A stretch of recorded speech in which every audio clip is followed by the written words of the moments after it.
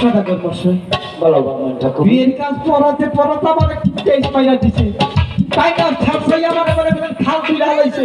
আচ্ছা বামন ঠাকুর, বিয়ের কাজ সমাধান হয়েছে? সমাধান করেছে, আমার 200 টাকা বাড়াই দিবা নিশ্চয়। 20 টাকা ভালো তো? হ্যাঁ আচ্ছা ঠিক আছে, আমি তোমাকে অনেক টাকা দিচ্ছি, এবার তুমি চলে যাও। ঠিক আছে।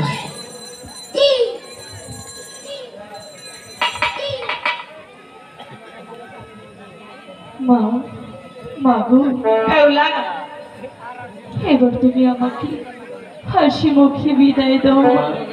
মা, তোকে বিদায় দিয়ে আমি কেমন করে এই প্রাসাদে থাকবো? আমার